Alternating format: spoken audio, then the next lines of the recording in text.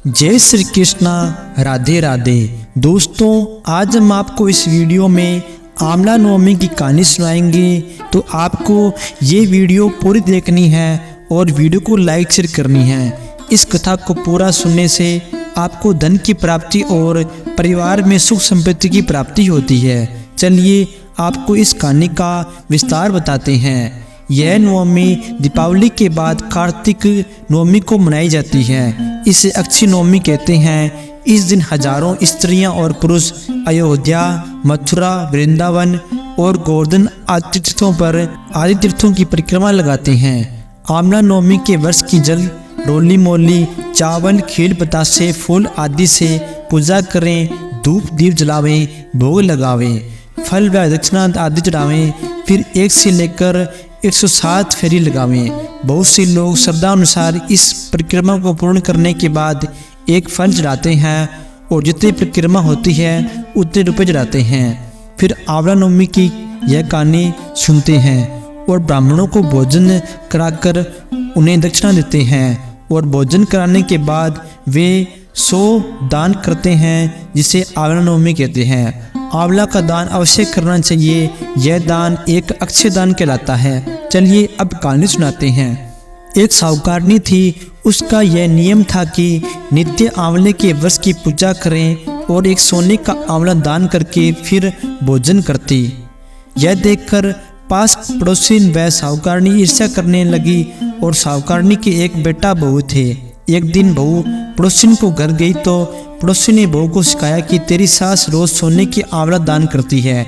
यदि यह रोज इस प्रकार दान करेगी तो तेरे घर का सब धन खत्म हो जाएगा। यह सुनकर बहू बोली, बात तो सही है, क्या करना चाहिए, कोई उपाय बताओ। पड़ोसी ने कहा कि तू अपने घर जाकर खटपाटी लेकर पड़ जाना, खाना पीना कुछ नहीं।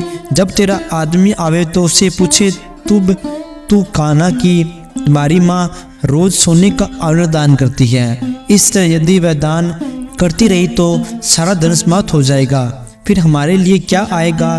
बेटा ने बहू की बात मान ली और दूसरे दिन सवेरे उठकर बेटा ने माँ से कहा कि माँ, यदि तुम रोज सोने का दान करोगी तो सब सोना खत्म हो जाएगा। इस पर माँ बोली, यदि ऐसी बात है तो मैं चांदी का दान दूंगी। इस प्रकार उसने कुछ दिन तक चांदी का दान किया, लेकिन पड़ोसियों को इस पर चैन नहीं हुआ।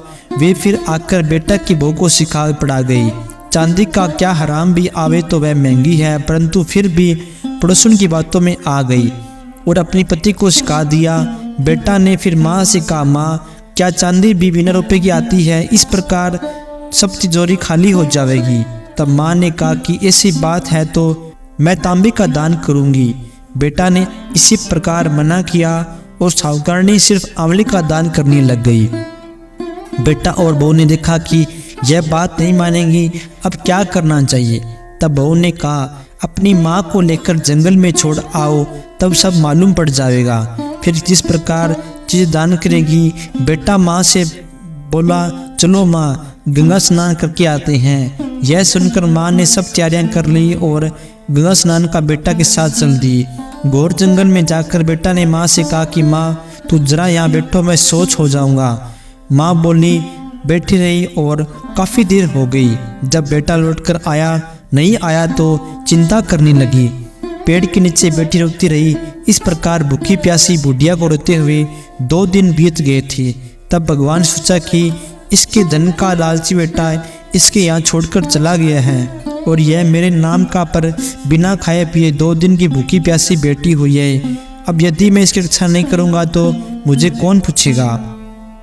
भगवान ब्राह्मण का रूप बनाकर साहूकारनी के पास आया और बोला, बुढ़िया, उठ, भोजन कर और पानी पी। वह बोली, तू कौन है, मैं तेरा भोजन कैसे करूं?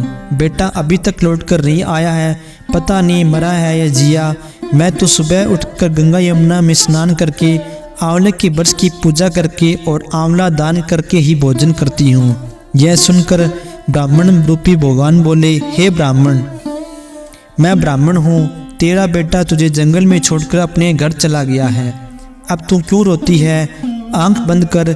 साहूकारनी ने जैसे ही आंख बंद की और थोड़ी देर बाद आंख खोली तो क्या देखती है कि पास में ही गंगा जी बह रही थी और एक सुंदर आंवले का वृक्ष लगा हुआ था, उसमें सोने के आंवले लगे हुए थे। पास में ही शंकर पार्वती का मंदिर था जहाँ घंटा जालकर बज रहे थे। तब साहूकारनी ने गंगा स्नान करके शिव पार्वती की पूजा की, फिर आंवले की वृक्ष की पूजा करके और एक सोने का आंवला दान करके क्या देखती है कि सभी ब्राह्मण, वही ब्राह्मण एक थाल में 60 रस भोजन लिए खड़े हैं। साहूकारनी ने उन्हें प्रणाम किया और थाली अपने हाथ में लेकर जैसे ही भगवान का भोग लगाया, भगवान प्रकट हो गए और वहाँ देखते ही देखते महल की दीवारी बन गए। भगवान के दर्शन करके बुढ़िया कृतार्थ हो गई। साहूकारनी रोज गंगा स्नान करके आंवले की पूजा करके आंवला का दान करने लगी। अब तो साहूकारनी और भी धनवान हो गई थी, नगर बसने लगे थे और खूब मजदूर काम करने लगे। महल दीवारें, सड़कें, चौराहे बनने लगे। इधर बेटा जब माँ से को जंगल में छोड़कर आया था, तब से घर के सब घर धन चोर चढ़ा कर ले गए। खाने को दाना भी नहीं था, बच्चे भीख मांगने लगे। अब तो बेटा बहू की शहर में खूब निंदा होने लगी। बेटा ने बहू से कहा कि मैं अब प्रदेश जा रहा हूँ, तू यही रहे। देश छोड़ छोड़कर प्रदेश भीख यश कहकर चला गया।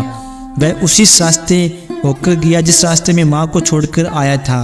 वह मन में यह पछतावा करता था कि बहू के कहने पर आकर मैं माँ को जंगल में छोड़ आया था। माँ तो मर गई होगी, जीव जानवर खा गए होंगे, इसी से हमारी यह दशा हो गई है। यह सोचते सोचते वह उसी जगह पहुँच गया जहाँ अनेक मजदूर काम कर रहे थे। वह बोला, भाई हमें भी नौकरी पर रख लो। ऊपर से साहूकारनी देख रही थी। उसने कहा, भेजा इस नौकर पर रख लो। वह मजदूरी करने लगा और शाम को जो सब मजदूर को मिलता है वह उसे मिलने लगा। माँ उसे पहचान गई पर वह माँ को नहीं पहचान पाया। एक दिन वह साहूकारनी से बोला, आप कहे तो मैं अपने बच्चे और बहू ले आऊँ, वे भी काम करते रहेंगे। माँ ने कहा, ले आ, वे भी काम करते रहेंगे।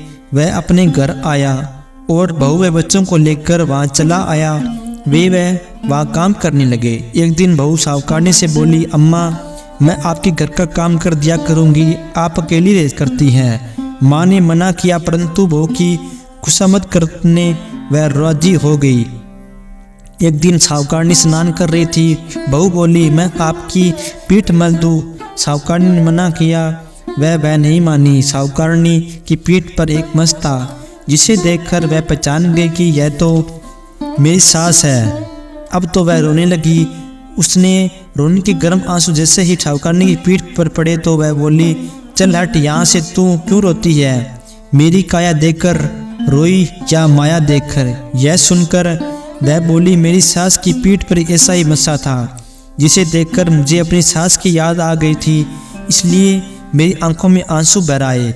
आप जैसे ही मालूम पड़ती है, अब न जाने वह कहाँ है होगी। साहूकारनी बोली, मैं ही तेरी सास हूँ, सो देख तेरी करनी तेरे संग और मेरी करनी मेरे संग। अब तो बहू ने सास के पैर पकड़ लिए और अपनी गलती की बार बार क्षमा मांगने लगी। सास ने बहू को क्षमा कर दिया और बेटा बहू अपने पास रख लिया।